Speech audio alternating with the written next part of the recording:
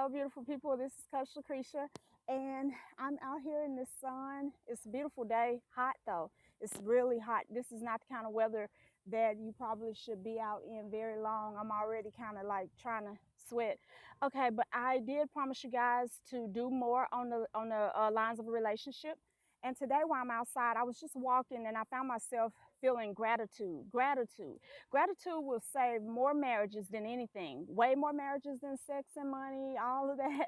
Gratitude. Because, sometimes when you've been with someone for so long, you start taking it for granted that they're there, that they do what they do. You take it for granted that the bills are always paid. You take it for granted that they're always at work. You take it for granted that there's always food cooked and all of these different things.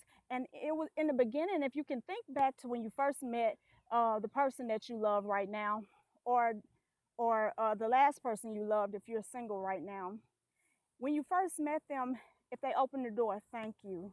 If they cooked a meal, thank you. If they brought you something to drink, thank you.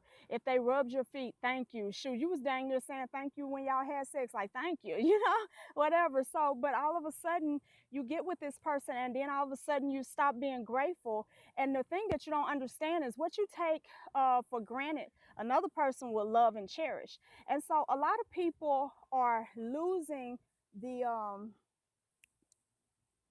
a lot of people are losing the closeness, the intimacy in their relationships because they're not grateful, because they do not honor one another, because they don't go that extra mile. They stop going that extra mile. But I'm going to tell you something I think is shameful, and this is just my opinion. It's not a judgment. It's just my opinion. So you can take it or leave it. But I think it's shameful to give more to a person who is not going to commit. It's sad. Now, speaking from a woman's perspective, it's sad when you look back to all the men that you've served. You fixed their foods, you cooked for them, you slept with them, you worked extra hours just to make sure that they was good. You done all kind of stuff, sat at the hospital for hours and hours and days on end with them, and you did all of that with no commitment.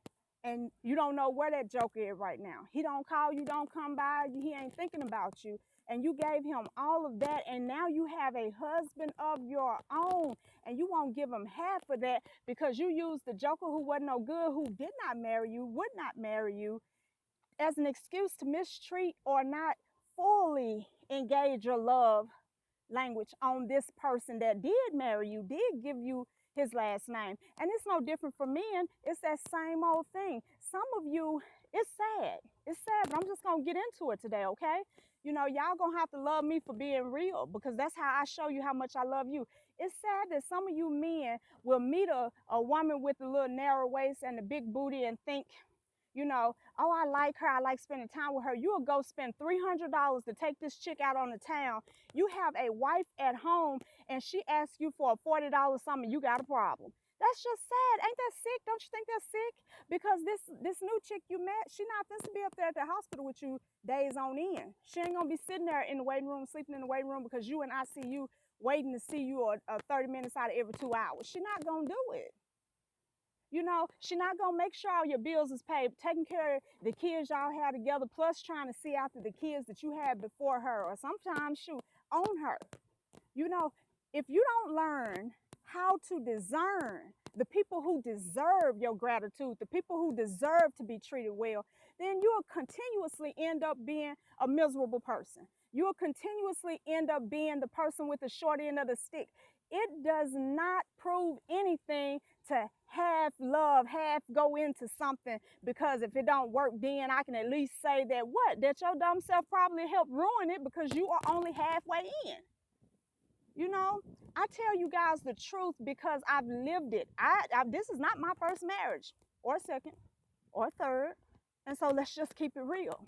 I wasn't running into a whole bunch of bad men. I just was not a good woman. I was not able to be loved because I had not yet fully learned to love myself. And then even as I started loving myself, I wasn't able to be really grateful because I had this mentality programmed in that, I deserve everything. If I'm laying down with a man, then if he my man and he laying down with me, then he's supposed to do everything for me. Where do you get out thinking that a vagina is more important than a penis? They are both important. They both should be protected. You should be grateful when a person trusts you enough to lay down with you. And you should be very discerning about who you lay down with. You shouldn't let any and everybody in your bed. But this video is about gratitude. So get back to a place where you're showing gratitude for the little things, the big things, and everything in between. Because we need to not just get something good. We need to learn how to keep something that's good and show appreciation for it. Build it up and make it better. See, if you got something good, you can make that better. Some of you out there dragging the slums, trying to find anything that you can hopefully make good. It don't work like that. So this has been my time, guys. Coach Lucretia. Thank you guys for tuning in. Be sure to like and share, subscribe, and all of that. I love you guys. More videos are coming soon. Toodaloo.